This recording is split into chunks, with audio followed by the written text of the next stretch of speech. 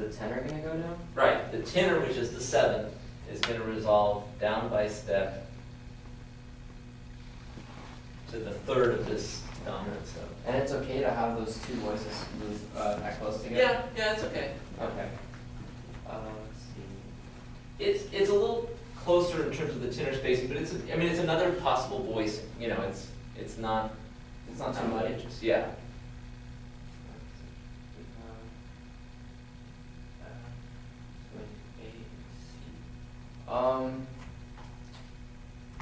I guess. Could we keep the A in the soprano? Yeah, we could.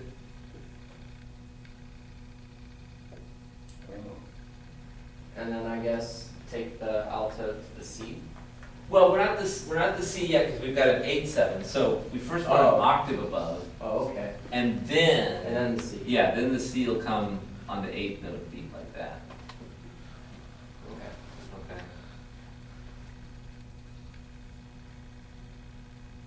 That's a suspension. Well, no, this is just so this is a triad. First, it's a 5 triad, then becoming a 7th chord as the 7th kicks in. Oh, okay. So that's what's going on there. This is a suspension, you know. On the next. But here is just the 7th, and again It's just a passing. Right? yeah, it's going to be like a passing tone. This is where the line between 7th and non-chord tone becomes blurred, right? So if you were analyzing this, like let's say you didn't have this below, and you had this situation, and I'll just resolve this one.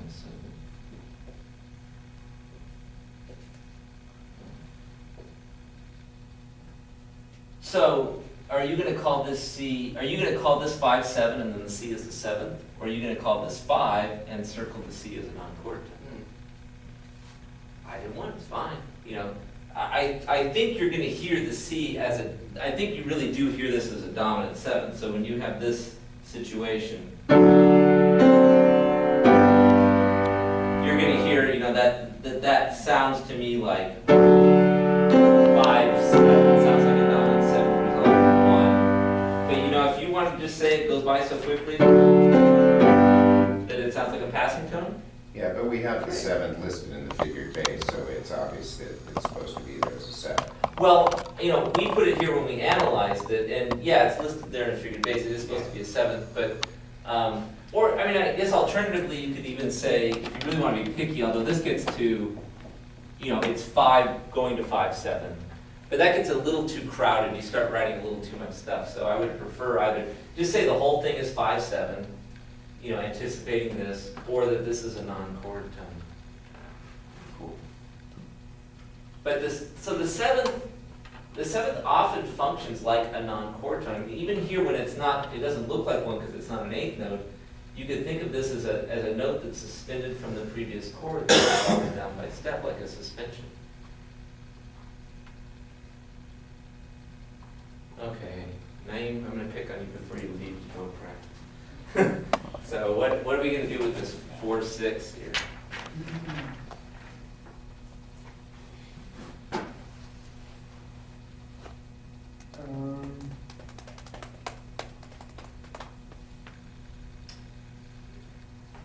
Why don't we keep the G in the soprano? What do you think Okay. about that? Yeah, I think that's a good idea. And have that B go up to C. Yeah, I think that's a good move too. And what do we double? Doubling the 5th would be really bad in this Well, point, huh?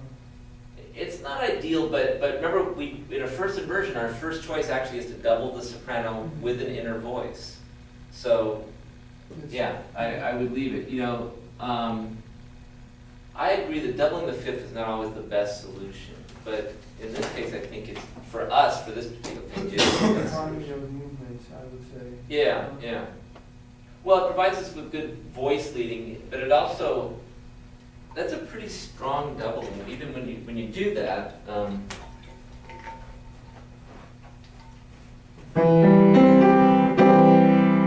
can still hear that as a major triad in the first inversion. It's not weakened. Like I would say, if you doubled the C in the middle, it just, I mean, again on piano, I is having that G down below supporting the spring, it makes it a little bit better sounding, a little fuller sounding. Seems to lead in nicely to the Cadential 6/4 too. Well, that's a good, yeah, that's actually a very good point. I think that will come in handy when we get to this Cadential 6/4. So, Danny, how do you want to do the Cadential 6/4? Oh, So this is going to be a 1/6/4 chord. D in there.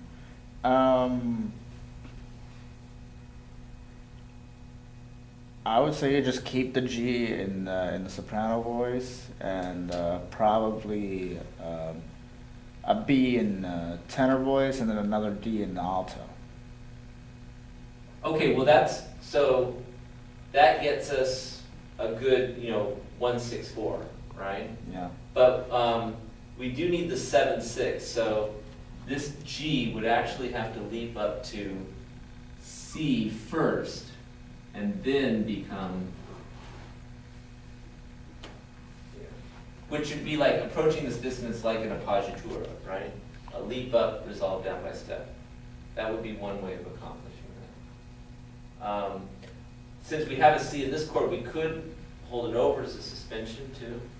But then that, let me just see what that would do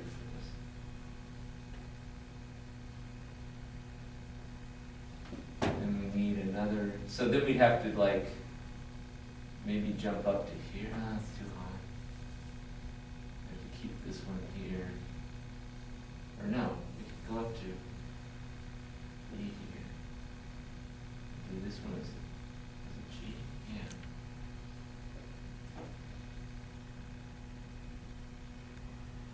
Any preferences? Actually, I kind of That like would the sort tenor of sound a voice. little ugly, wouldn't it? Yeah, I think, Maybe. Yeah, it'll sound too close. I think this is actually going to be better, and And on Yeah. the long run, just a little bit more easier to. that's not an impossible tenor line. I mean, they can go up a fourth and down, Let me just see how that sounds. I guess the other problem is on piano, when you start losing the individuality of the voices. Because I think what's going to happen actually, Yeah, because you don't want a B playing over that C. no, I know, you don't want this. I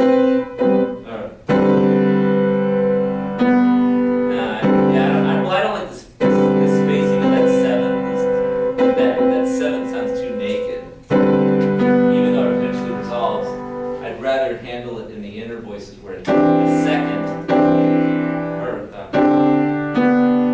so it becomes a second resolved, yeah.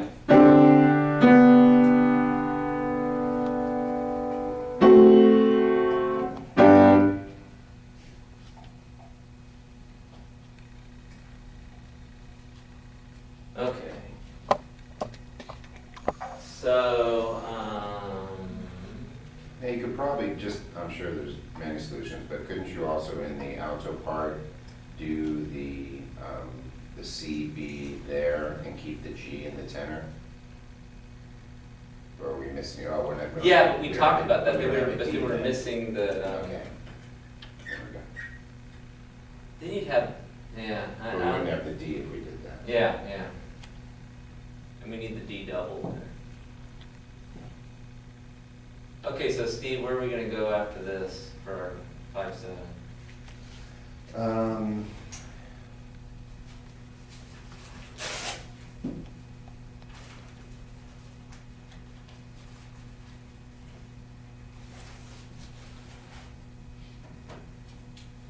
I would say go to the F sharp in the soprano, Uh-huh, keep the D in the alto, right, go to the A in the tenor. yeah. And then when we do the 7th. Oh, so hold the G. Well, no, this Oh, is. sorry, this we're in is- the D, This so- is happening afterwards, so yeah, so it involves the D moving to The C. Yeah. the C, yeah.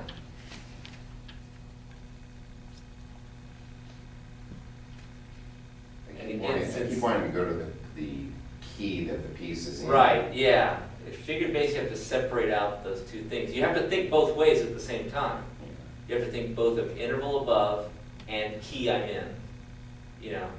So, you know, this is, I'm thinking about 6/4 above, but I'm also thinking that's the tonic of the key I'm in. You know, this is a fourth above the bass, but it's the tonic of the key I'm in, and you have to be aware of both of those things simultaneously.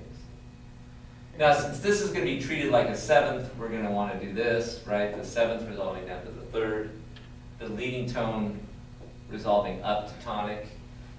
And because we can't include a fifth without getting parallel fifths, right? Big parallel fifth there. Then we need to use the triple the root thing. We can't do the frustrated leading tone because the leading tone's in the soprano. Right? And we could have done the mid the fifth, but the voice leading here in the tenor I think is really good. You know, why not have have that go down to there? And then so this is probably the most logical voicing for that last one of our three choices. Now the only problem is I can't finger that tenth in the bass. At least not easily.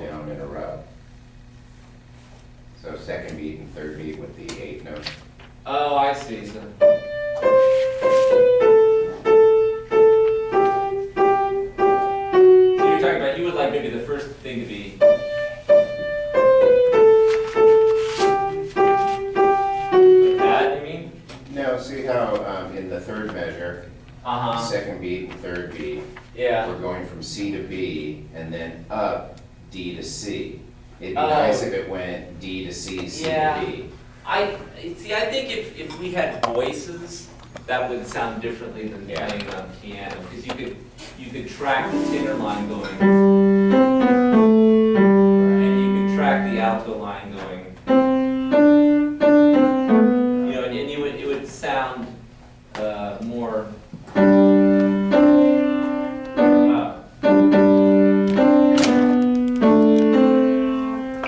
what I mean? Sure. I think you would hear it as more line. But yeah, I think that. Right in there, yeah, that's what I was thinking is that so when the tenor jumps up here, having heard this C before here, it sort of sounds like the altos are doing this. Right, like they're continuing. Yeah, like they're just continuing on down, not going back up to the D. But I think if you had individual voices singing it. Instead of something so percussive. Yeah, instead of just the piano, which is all the same timbre for every voice, it would be more hearable, but maybe that's something we could fix, you know. It follows all the rules for sure. Yeah, it follows all the rules, like which is, I mean, stuck out. that's what, I mean, I would say, you know, first follow all the rules. Then if you look at the soprano line, you say, well,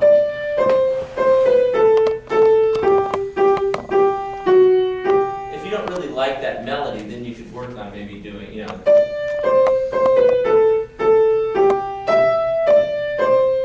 if you wanted something like that, then go back through and say, okay, well now I just got to have a soprano line that leads up to E here. And that'll work with this chord, but I got to revoice everything else. So right. Tear it all out and go back to work. Never mind. Yeah, well, you know, and I kind of like that change, but those are the kind of steps you have to go through. So I would still say get it all done and figure it all out and get the rules done. And then if you go back and you say, oh man, that melody's too boring, I got to fix that. Then fix it, because the tweaking actually gets easier once you know what's going on down, you know, in the Sure. figured bass. Once you know what the chord progressions are, and maybe in the non-chord tones are, then that other refiguring process. But composition is very much the molding, massaging, you know, spending a long time getting this stuff right. It's not an easy process. Yeah, I was teaching my class about Beethoven, my appreciation class about Beethoven, and you know, Beethoven used to write these manuscripts, and he'd have stuff written all over the place. You know, like little scribble out here, and you know, look down here, and you know, this is the flute part, and this he's writing the flute part down at the bottom of the score. You know, because he didn't have room up here because he scratched out the whole flute part, and measures just scratched out, and you know, forget all this stuff. Go over this stuff. You know, this is the next one, because he was trying to, you know, put it together in his mind. You know. And you could copy and pasting. Yeah, he had no copy of it, yeah. Just one quick question on the same thing. So if we're looking at the sharp 6 over 5, Uh-huh. so we're in first inversion, so that means the 6th position above the bass note is raised. Right, the interval of the sixth above the bass note is raised a half step, regardless of whether it's the root, third, fifth, or whatever, it's just the sixth above, yeah. I don't know why I keep getting stuck on that. but- No, believe me, it's not an uncommon problem, it happens all the time. And like I say, you really do have to think simultaneously in what do those intervals mean, but what do they mean in terms of the key, what content, you know, where's the root of that chord? Because it helps you to know that in terms of making the harmony function, you know? Sure. Did you guys write any melodies? Mhm. Oh, okay. You wanna do those?